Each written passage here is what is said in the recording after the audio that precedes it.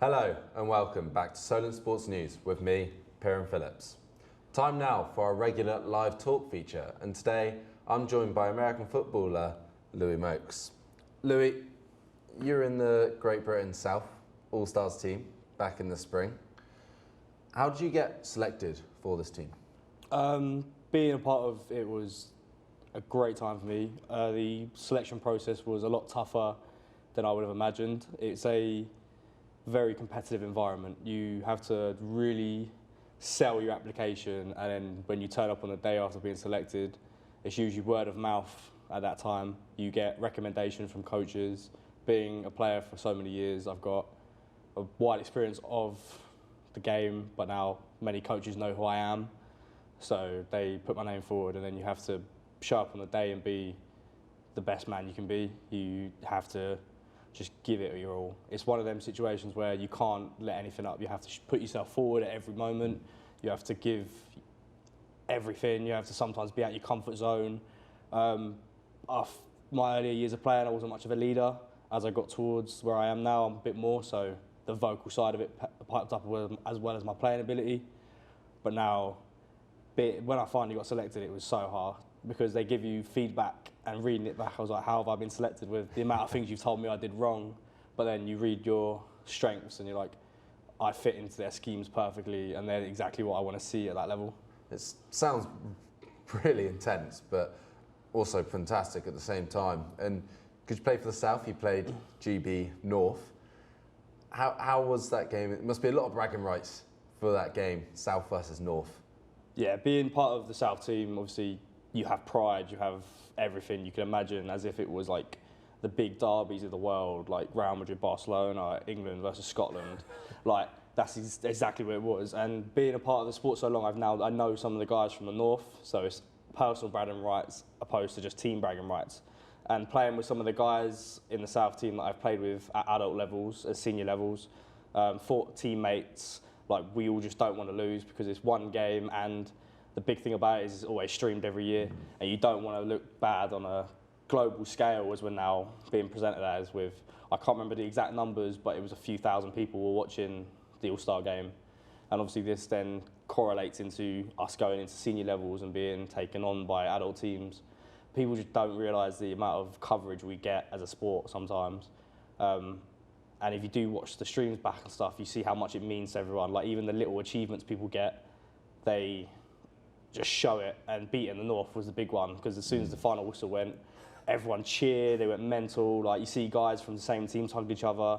And the big thing about it is guys from other teams who have been rivals during the uni seasons or like previous seasons they play against each other, they get combined into one unit, and they just love it because the sport brings these people together.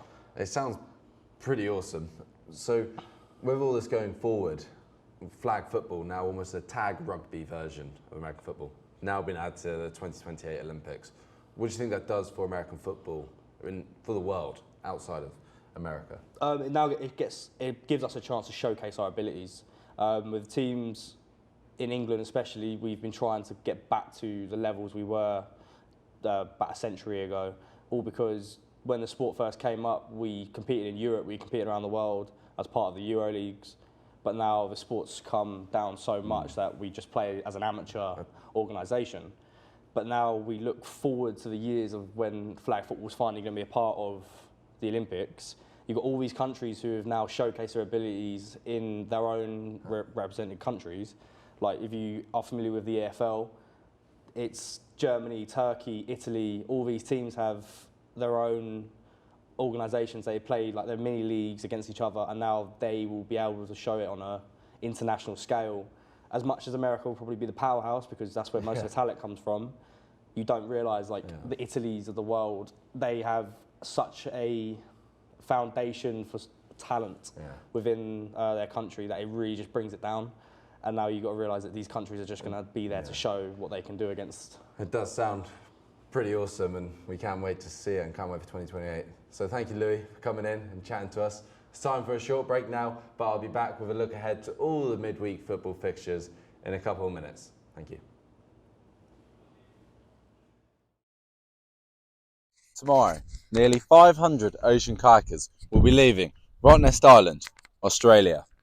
They will be paddling 27 kilometres across the Indian Ocean. Their destination, Sorrento, Perth. Temperatures are supposed to get up to 40 degrees during the day. The wind is going to disappear. There will be minimal wind assistance for the paddlers all the way back to mainland Western Australia. It is the fifth and final race of the Shaw and Partners WA Race Week. Tom Norton leads the overall series so far with 2 wins this week. To Piran Phillips now in Australia, and Piran, the ICF Men's World Ocean Ski Championships took place yesterday in Perth, where you are. What were the conditions like, and how did the results pan out? So Australia's Corey Hill won his 3rd World Championship title. He did it in stellar fashion. He did it in a time of 1 hour and 11 minutes.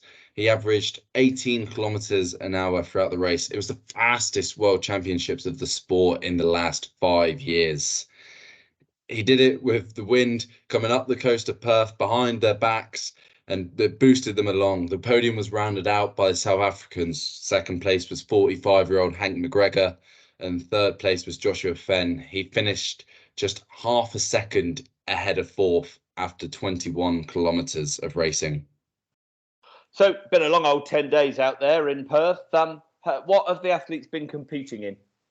So racing really started a week ago Saturday. It started off with the Shaw and Partners West Australia Race Week. It consisted of 5 races ranging from 300 meters to 27 kilometers. The longest of which was the Doctor from Rottnest Island across the open ocean of Australia to mainland Perth, 27 kilometers long in 40-degree heat, and there was minimal wind assistance. The locals said it was one of the toughest Doctor races in history.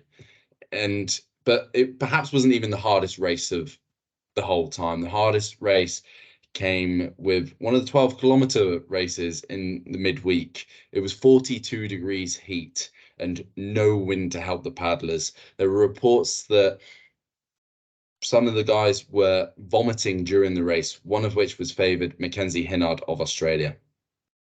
Wow, sounds really brutal. Very briefly, one more event left, Doubles World Championship. Is there a British team with a chance for victory? There's one team in a chance for victory. It's Jonathan White and Jim Taylor-Ross in the para category. They will be going off tomorrow at 1:30. Well, good luck to them. Thanks to you. Piran Phillips in Perth, thank you.